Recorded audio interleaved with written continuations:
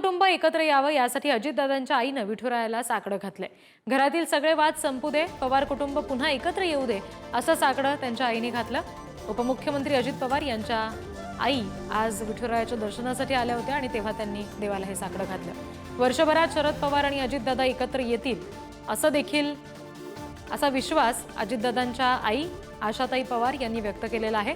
नवीन वर्षाच्या पहिल्याच दिवशी अजितदादा यांच्या मातोश्रींनी पंढरपूरमध्ये जाऊन विठुरायाचं दर्शन घेतलं आणि त्यानंतर त्या बोलत होत्या तेव्हा पवार कुटुंब एकत्र यावं अशी इच्छा त्यांनी व्यक्त केली। शिवाय विठ्ठलाला तसं साकडं घातल्याचं सुद्धा सांगितलं। नवीन वर्ष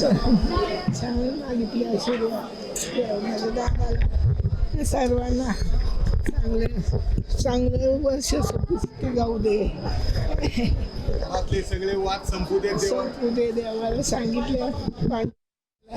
दाराच्या मागची सगळी जाऊ दे। आता या पद्धतीने सगळीकडनं संवाद सुरू व्हायला लागले। लवकरात लवकर या वर्षात व्हावं असं वाटतंय। शरद पवार आणि अजितदादा एकत्र यावे। हो हो